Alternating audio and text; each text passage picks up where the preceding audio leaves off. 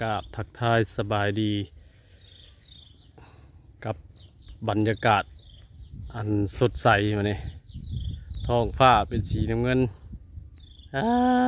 บรรยากาศดีพี่น้องเอ้ยมันนี่ออกแดดสีอ่อนๆเนาะหมอแห้งได้โอกาสดีลุงไงกะคือสีวางเวียกในแล้วก็สิได้ลงมาจัดการเฮ็ดต้นเฮ็ดลีเมียนบาทเนี่ยตอนเช้าได้ขนไม้ลงมาพวกนี้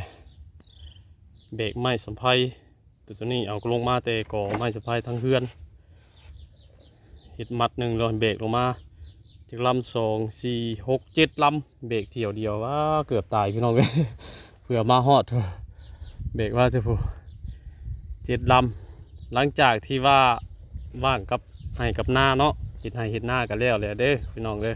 ตรงไงเห็ดหน้าบ้านนี่ดิออกหมดเลยเขียวขนัวอยู่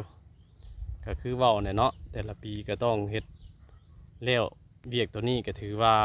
เบิดชิ้นเวียกงานเฮาเกี่ยวกับให้กับหน้ามีแต่คั่วหญ้าคั่วน้ำบาดนี่ตอนนี้ลุงไงยังบ่ได้กักน้ำเลยแต่ว่าหน้าหมู่เป็นกักแม่นเบิดแล้วผู้มันก็เป็นสูตรของไผของมันพี่น้องเอ้ยลุงไงยังบ่ได้กักน้ำอยู่ป่ามันแห้งอีกก่อนจักหน่อยเนาะโอเคใช่พี่น้องลงมาฮอดแล้วกาสิได้พุ่นแหละเดี๋ยวป้าใหญ่เพิ่นลงมาน้ำหลังเพิ่นเอาวันไม้ลงมาน้ำหลังเนาะมื้อนี้ขนไม้ลงมาพากันสิตอกหาวมันเมียนแล้วก็พากระตาเฮาก็ได้สาดไว้เป็นทีเรียบร้อยแล้วมีแต่เดี๋ยวลักหาวมันใส่แล้วก็เอาพากระตาลงมาใส่เลยบัดนี้น้ำก็โอ้ยน้ำห่วยนี่บ่ค่อยขาดห่วยพี่น้องเอ้ยเนาะบกแล้วก็มาอีกบกแล้วก็มาอีกปีนี้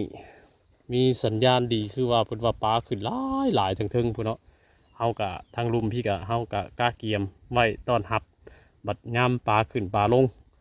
น้ำมากกะพอได้อยู่ได้กินอยู่เนาะถ้าว่าน้ำเพิ่นมายามใดเฮากะถือว่าโอเคอยู่มาพี่น้องลุยเลยมื้อนี้เนาะเดี๋ยวปลาใหญ่เพิ่นลงมาบนหลังกะสิถ่ายทำบรรยากาศธรรมชาตินี่แหละให้เบิ่งพี่น้องก็เฮ็ดเวียกเฮ็ดการเฮ็ดน้ำให้น้ำหน้าน้ำหัวน้ำสวนเขาดีเด้เนาะโอเคไว้ขางหนึ่งเดี๋ยวตอนบ่ายมาเอาอีกเอามือเล็กน้อยก็ใส่ได้ขางนั้นเรียนใหม่ลักหาวมันไว้เดี๋ยวเขาก็สิเอาตัวนี้เรียบร้อยเนาะแล้วตัวนี้กับแล้วหน้ามันเลยก็สิเอาพากระดาษลงมาใส่ยังขางนี่คือสิเป็นมือแรงเพราะว่าตอนนี้เขาได้ไม้ซ้ำนั่นเฮ็ดซ้ำไม้เนาะไม้เปิดแล้วก็เดี๋ยวมือแรงหาไม้มาใส่อีกเอามือเล็กมือหน่อยเอาไว้กำลังกะเกียมใส่เพราะว่ากะยังเวลายังหลายยาวเนาะก็เลยเฮ็ดมือเล็กๆหน่อยก่อนเป็นก็เป็นรูปเป็นร่างขึ้นมาหน้าตาครับเดี๋ยวเอาฝากระตาดมาใส่กับยิบเยงมาใส่ก็ถือว่าสำเร็จถ้าเขาสิเฮ็ดโต่งก็ได้แต่ว่าโต่งมันก็ได้กินแบบน้ำมาหลายจังได้ยามเนาะน้ำมาหน่อยก็เป็นบ่ได้ไปครับก่อนมานี่เอาไปครับสวยเติบเลยลงมาแต่เศร้าปั้นเขาเศร้าแล้วก็ลงมาลัดเศร้าแล้วก็ลัดแรงเอาว่ากับสวยจนหน่อยกับมันเด็ดเนี่ยมันนี่เด็ดกับโบแห้งประเดี๋ยวลงมาเลาะหน้าเลย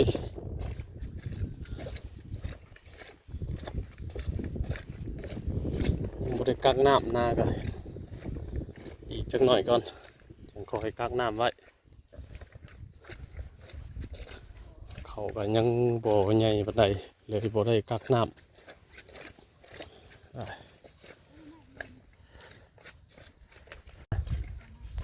ไม่เห็นว่าเอาเสียมลงมาหน้าบ่เอาเสียมจะไม่ยังไม่ไฟป่ะน้ำไม่ออกแล้วงามเลย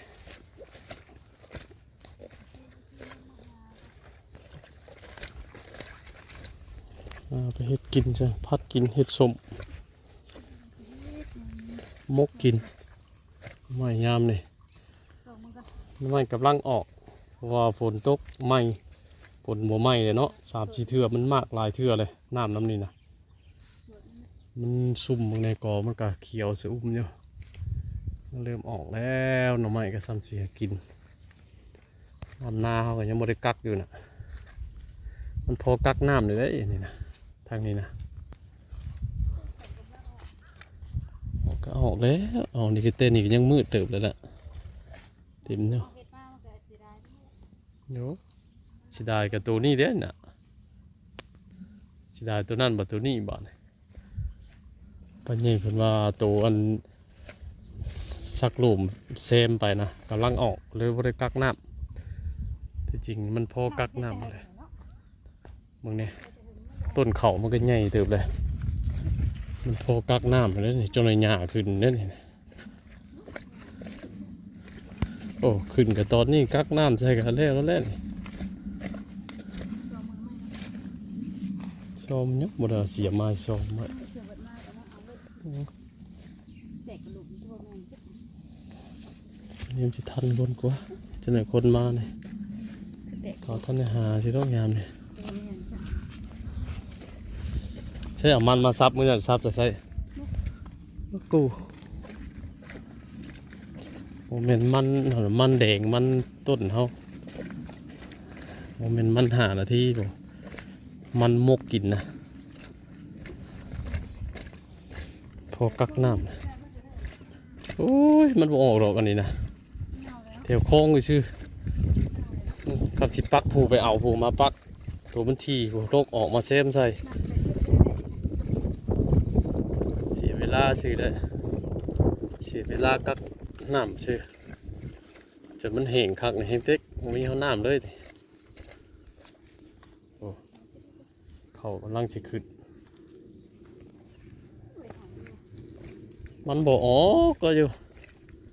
หาต้นมันลงปักใส่ดีกว่า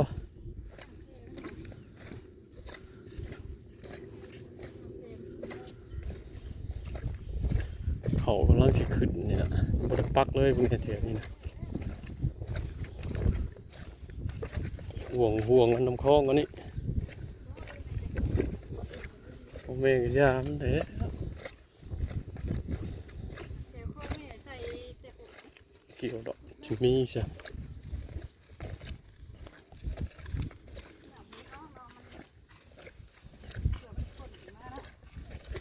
นั่นบ่พูดเลยแล้วน้ำเซปานนี่นะตายเลยเน่าเลยตัวปักไปทำหลังเนี่ยโค้งเนี่ยมีแต่มาหาโยอดลกเอาเทวนี้ไปใส่ครับจะใกล้กัน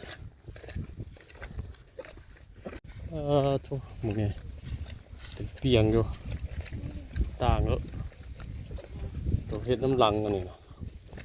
ทีปัดกะมาโยนโยนเอาเทวนี้เด้อไปใส่ ใส่กระตามันลายเป็นไดมันก็ โอ้อันนี้ชื่อว่าโบราณ บ่นั่นก็บ่มีอ่ะ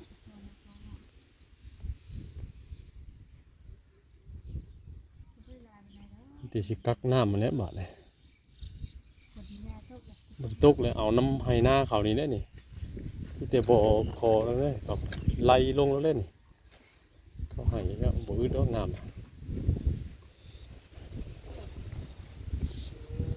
มันได้เวลากักน้ำเลยยังบ่เอาน้ำเข้าอยู่เลยเสียเบิด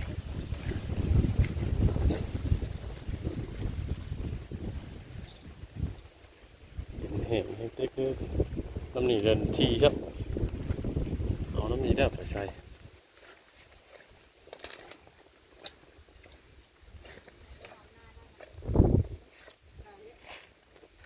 เอาคือเป็นตัวคือเป็นไม่ได้